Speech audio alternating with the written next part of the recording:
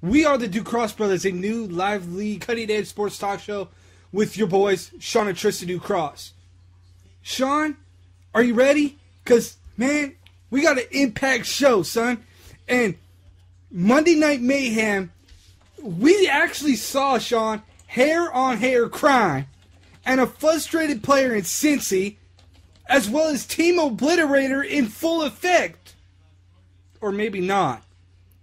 You know, there's a little bit, everybody's been talking about this lately, and the fact is that Ocho C, everybody mentioned this at the beginning of the year, remember? Can Terrell Owens and Ocho Cinco coexist? Can they get along?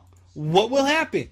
Well, we saw firsthand last night that Terrell Owens got in the face of Carson Palmer when Carson Palmer threw an interception. And everybody immediately jumped to the conclusion, well, there's the Team Obliterator. There's Terrell Owens once again sticking his nose where it doesn't belong.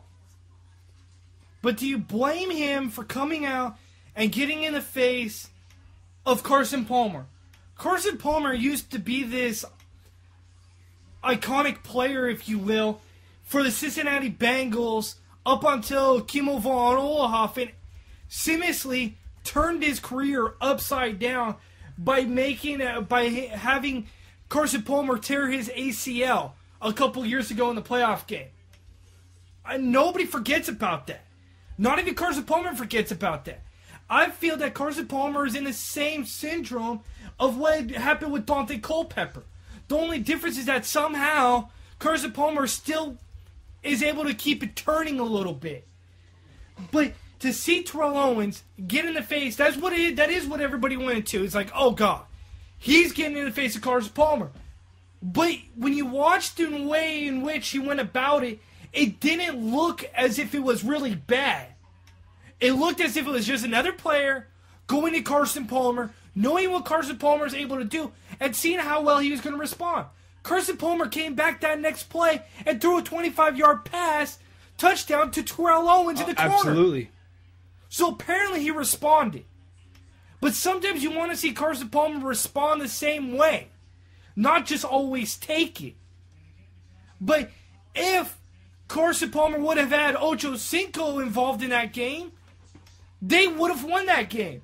Yeah, you can't say stuff like that, but you can in this aspect.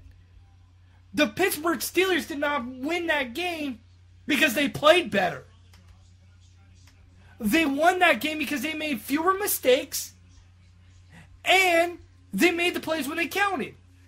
You were looking at the Bengals who were playing catch-up after 2 mistakes in the first 2 possessions. You know, Sean, and a lot of people keep talking about Carson Palmer and what's going on with him. Because, Sean, he was a great quarterback at one time, remember?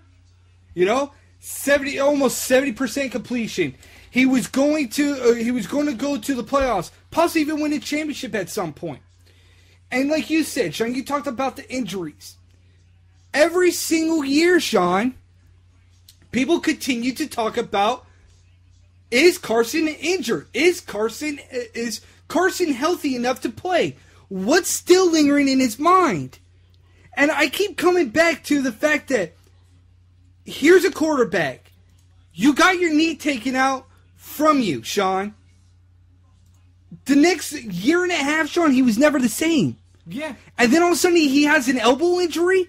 In your frame of mind, Sean, here's a guy that's all of a sudden a 30-year-old, right? You're looking at now your body. How much is it now taking a toll on you?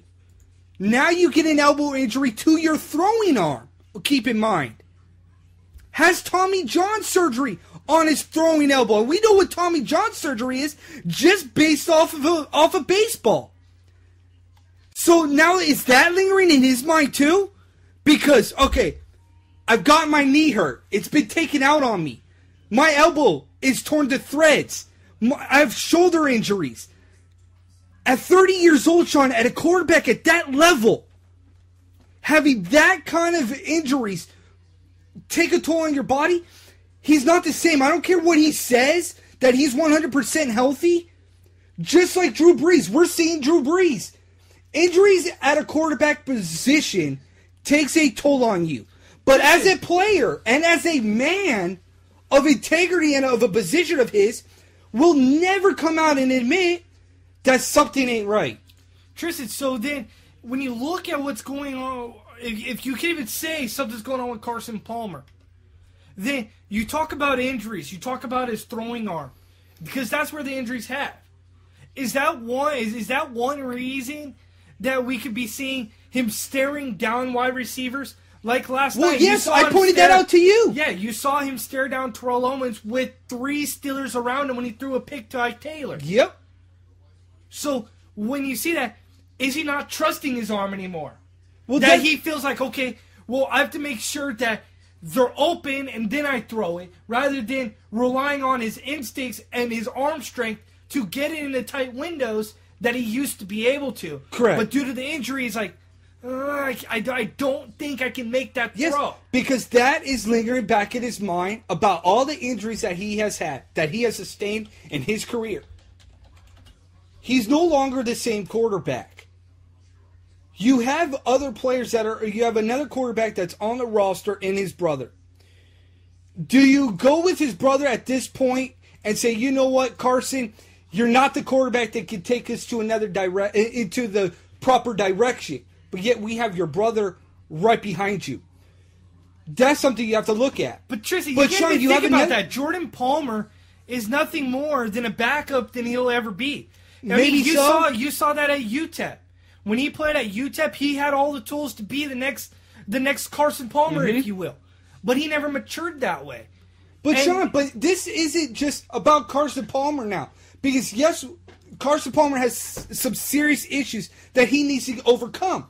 But here's another thing, Sean. There's another player that's on that roster that was so ecstatic of getting Terrell Owens alongside of him. That was Chad Ochocinco. And who is statistically having his worst season to date by playing in 7 games, only having 40 receptions for 473 yards. And yet you look at Terrell Owens, who's on the opposite side, who is now averaging 10 catches a game in the last 3 games. This guy has caught 10 balls. Yeah, and Terrell Owens almost looks like a guy that finally understands what it means to play a wide receiver. No. I wouldn't go that far. Sure. I'll go as far as that this guy is motivated by money. True. Because of the fact that he came out when he got his contract and said, you know what, I'm never going to reach these goals. It's insane. But here he's looking at stats of 55 catches for 770 yards.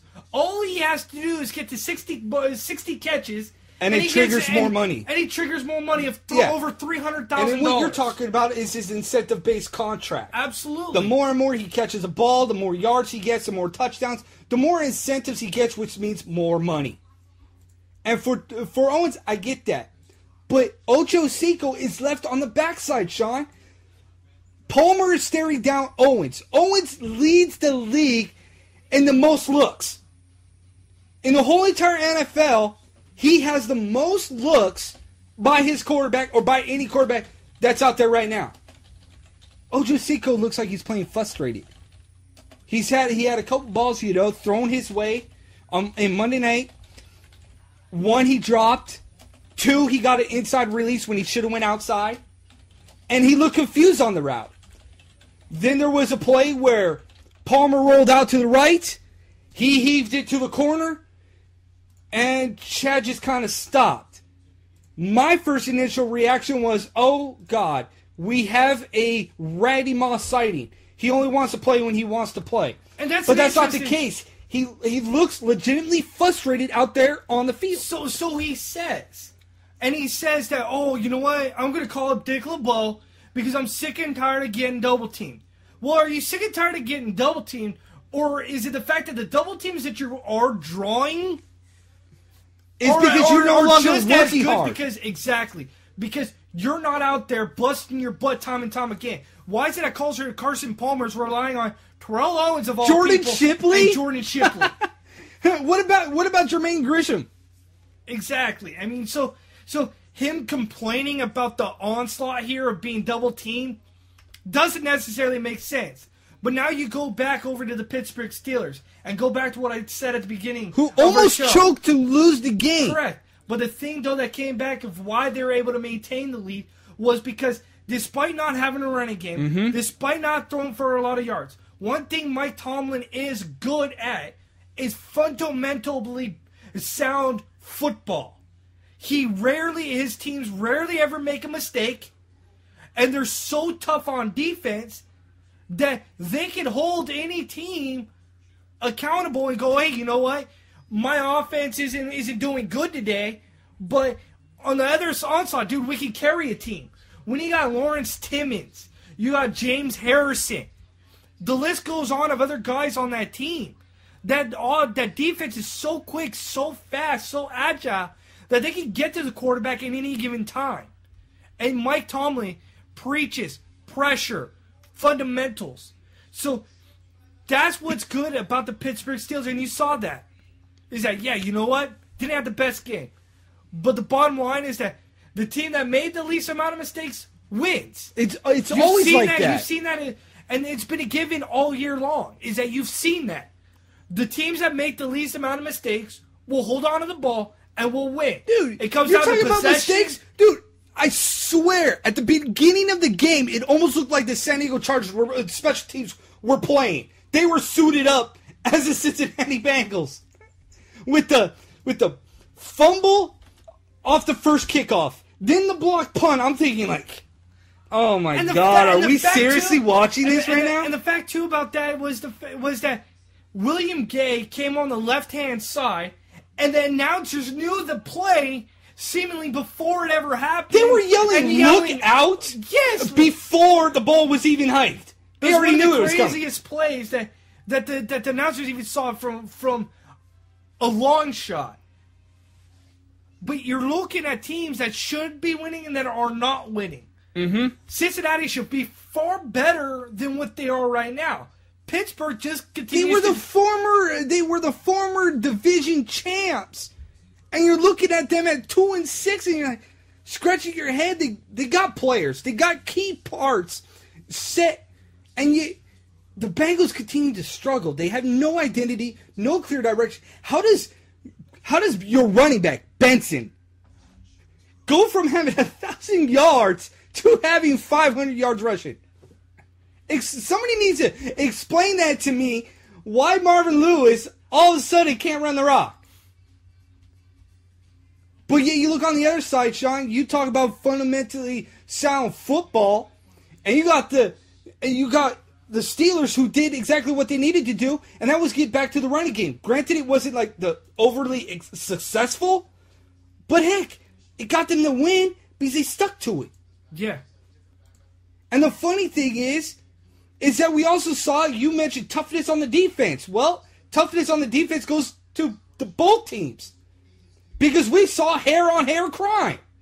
Troy Polamalu with his nice, flowy locks. Versus D'Amato Pecco. Exactly. D'Amato Pecco, number 94 on Cincinnati Bengals defense, gets put at fullback and just absolutely runs right through Troy Polamalu. Trucked him. You don't see Troy Polamalu just get absolutely annihilated, he did. But how interesting is that after he gets trucked, he comes back and lays the lumber to none other than Terrell Owens, who shrugs it off as if it was no big deal. Dude. But I bet you 10-1, if anybody takes a hit from Troy Polamalu like that, they're laying down on the ground, i.e. probably Ocho Cinco. Yes. But Terrell Owens, being a man among men, took that shot and said, really, that's all you got? That's the best you got. Yep. And Sean, we still got more gridiron talk coming up, dude. We got a new man at Valley Ranch. The Bolts are just getting charged up. More NFL talk still to come with your boys, the Ducross Brothers. We'll be right back.